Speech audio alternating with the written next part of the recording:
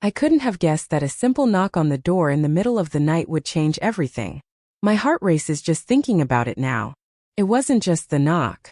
It was what happened after that. But before we dive into it, I'm curious. Where are you watching from?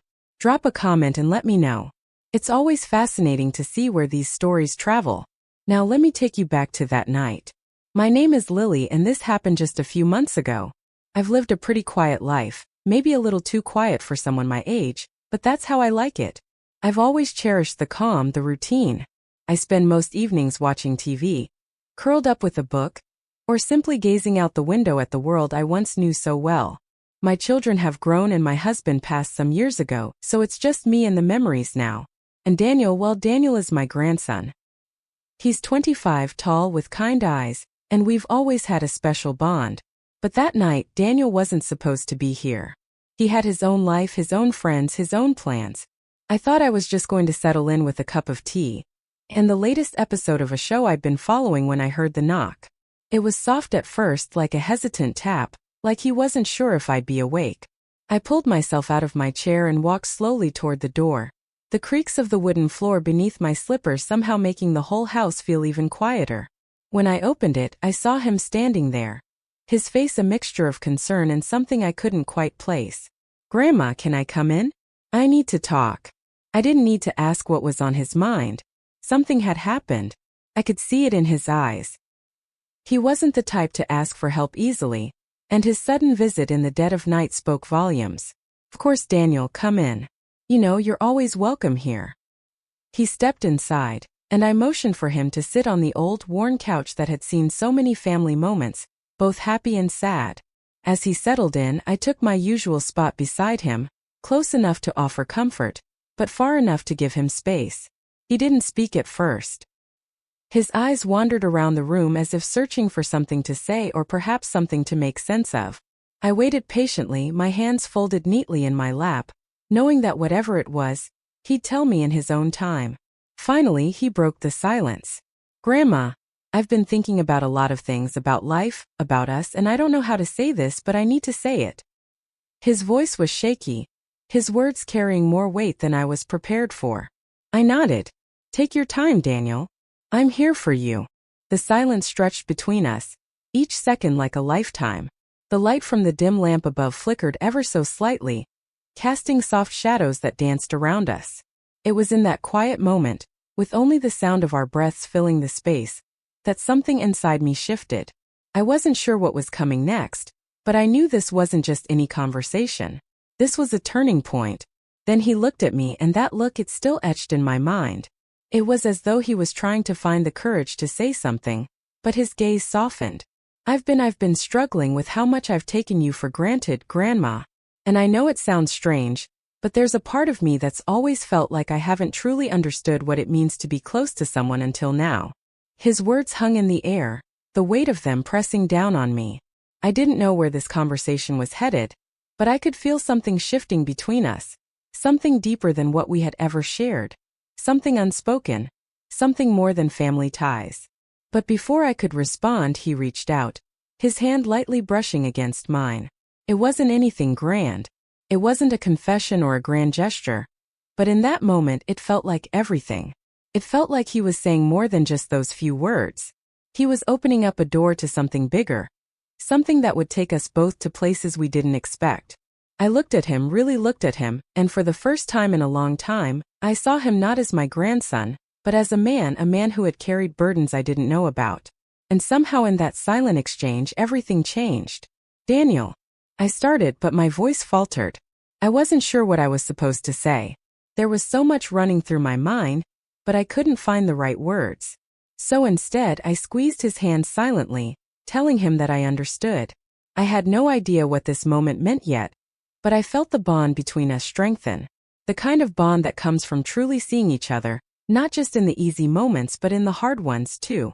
And so there we sat, both of us in the quiet of the night, connected in a way we had never been before. Whatever was about to happen, I knew it would change us both. This wasn't just a late-night visit. This was the beginning of something new, something neither of us had expected, but both needed more than we realized. The silence between us felt different now, almost heavier. as though the weight of unspoken truths hung in the air. Daniel hadn't let go of my hand, and I didn't want him to. It was comforting, like a thread between us that in that moment, I felt I could never pull away from. "Grandma," he began, his voice trembling again. "I've been feeling lost. I've always had this idea of what my life should be, the career, the relationships, the whole picture. But it's like no matter how hard I try to put it all together, there's this emptiness that won't go away." I sat there listening, my heart aching for him.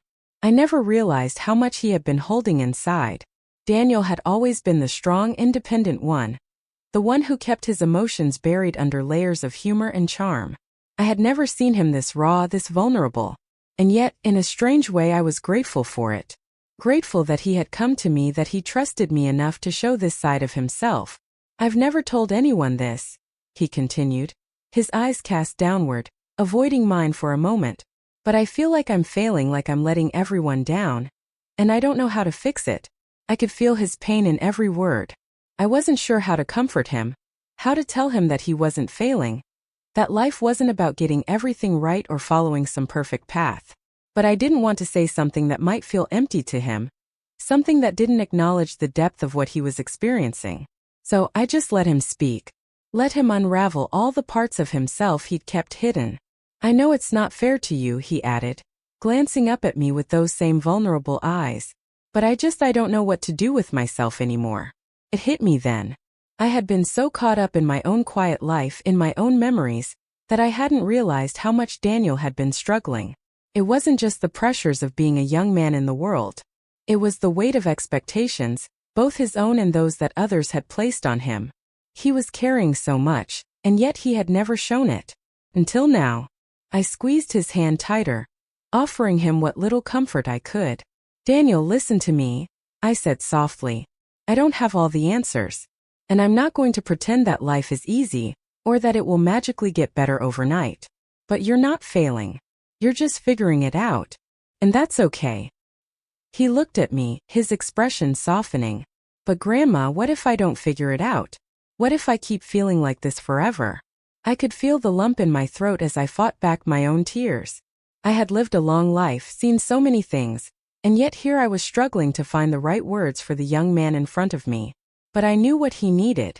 He needed to hear that it was okay to be uncertain, that it was okay to not have it all figured out. "It's okay to not have all the answers," I whispered. "We never really do, Daniel. Life isn't about perfection. It's about growing, about learning from the mistakes, the heartache, the quiet moments like this one. You're not alone in this. I'm right here." His eyes filled with emotion as he nodded slowly, taking in my words. "You always know what to say, Grandma." "I don't always know," I said with a small smile, trying to lighten the mood. "But I know you. I know you're stronger than you realize." For a moment we sat there in silence again, the weight of the conversation lingering. It wasn't uncomfortable, though. It was peaceful in a way, like we had both let go of the things that had been holding us back. I could see the shift in Daniel, the way his shoulders seemed to relax, the way his breathing steadied. He wasn't fixed, not by any means, but something had clicked. Something had changed in both of us. "Do you mind if I stay here for a little while?" he asked, his voice quieter now, more grounded. I don't know where else to go. I don't want to be alone tonight." I didn't need to think about it. "Of course, Daniel, stay as long as you need." And just like that, the tension between us melted away. It wasn't about solving his problems or fixing everything in one night. It was about being there for each other, something I hadn't realized I needed as much as he did. I could tell he was exhausted both mentally and emotionally. I led him to the spare room, made up the bed with fresh sheets, and tucked him in like I had when he was a little boy. It was a small gesture, but it felt important, like I was taking care of him in a way that was just as much for me as it was for him. When I came back to the living room, I took a deep breath, feeling the weight of the night settle on my shoulders. I was no longer just Lily, the grandmother who had lived a quiet life. I was something more. A person who had just shared something deeply real with her grandson. Something that neither of us could ever forget. As I turned off the lights and settled into my own bed, I thought about how strange life could be. Sometimes it took a late-night visit, a few quiet words, and a vulnerable moment to bring people closer, to help them understand that no matter what, they weren't alone. The morning light came slowly, creeping through the blinds and casting soft shadows across the room. I woke up earlier than usual, as I always do, and lay there for a while, listening to the quiet hum of the house. The events of the previous night swirled in my mind, and I couldn't help but smile softly to myself. There was something different about Daniel now, something I couldn't quite put into words, but I knew it was there. I slowly got out of bed, pulling on my slippers, and padded quietly down the hall. As I approached the guest room, I paused for a moment, wondering if he was still asleep. I didn't want to intrude, but I couldn't shake the feeling that something had shifted between us. I peeked inside the room. There he was, still asleep, curled up beneath the blankets, his face softer now in peaceful slumber. I stood there for a moment watching him, and a wave of tenderness washed over me. The boy who had once been so full of energy, who had run around my house causing chaos with his toys, was now a man struggling in his own way, but seeking the comfort of his family. It was a strange thing, realizing that your loved ones are no longer just children. They are grown, and they carry burdens of their own that you can't always see. I tiptoed out of the room and started making breakfast, the scent of coffee and toast filling the house. The mundane act of cooking, of preparing a simple meal, felt strangely comforting in the midst of everything that had happened. There was something healing about it. When Daniel finally came into the kitchen, his hair still messy from sleep, he gave me a small, tired smile. "Morning, Grandma," he said, his voice softer than usual. "Morning, dear," I replied, setting a plate of scrambled eggs in front of him. "I thought you might be hungry after last night." He sat down at the table, still rubbing his eyes. He looked at me for a moment, as if searching for the right words to say. I could tell he was still processing everything that had been shared, still figuring out how to move forward. "I'm really glad I came last night," he said quietly after a long pause. "I didn't know where else to turn, but I think I needed to hear what you said. I needed to hear that it was okay to be lost for a while." I smiled at him across the table, my heart swelling with emotion. "We all get lost sometimes, Daniel. It doesn't mean you're failing. It just means you're figuring out who you are. And that's more than okay." He nodded, his eyes thoughtful. "I don't want to be lost forever, though. I want to find my way, and I don't want to feel like this again." "You will," I said with certainty. "It takes time, and it takes understanding, and you have to be kind to yourself along the way. No one ever has it all figured out. You're still young. You're allowed to make mistakes. What matters is that you keep going." He looked up at me, his expression a little brighter. "Thanks, Grandma. I don't know what I would have done without you last night. I don't think I ever realized how much I needed to hear that."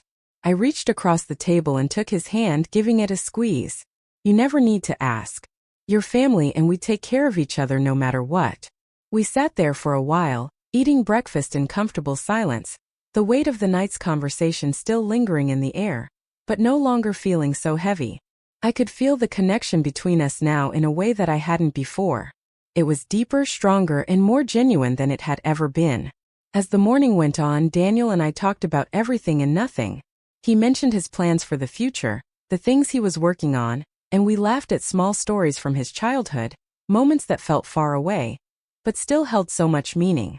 In a way, it was like we were rediscovering each other, peeling back the layers of time that had kept us apart. When the time came for him to leave, I felt a mixture of sadness and contentment. I knew he had to go back to his own life to continue his journey, but I also knew that we had crossed a new threshold in our relationship. He wasn't just my grandson anymore. He was a man who had shared his struggles with me and found a little bit of peace in the process. And I wasn't just the grandmother who offered advice and comfort. I was someone who had helped him find the strength to face his uncertainties. "Thanks again, Grandma," Daniel said, standing up and heading toward the door. "I'll never forget last night. I needed it more than you'll ever know." I stood up and walked with him to the door, giving him a warm hug before he left. "You're always welcome here, Daniel. Don't ever forget that." "I won't," he said, smiling. "Take care of yourself. I'll be back soon." And with that he left, stepping out into the morning sunlight, carrying with him not just the weight of his struggles, but a new sense of hope. I closed the door behind him and stood there for a moment, letting the quiet of the house settle around me. It was strange, this sense of both loss and growth. But I realized something then. That's what life is about. The moments that leave an imprint on your heart. The quiet conversations. The late-night visits that change everything. And sometimes the people we love come to us when they need us most. Not just for answers but for understanding. And in those moments we find out more about ourselves than we ever expected. As I sat back down, I felt at peace. I didn't have all the answers for Daniel, but I had given him something more important. The reassurance that it was okay to not have it all figured out, that it was okay to be uncertain, to be vulnerable, and to lean on those who love you. In the end, that's all we can really ask.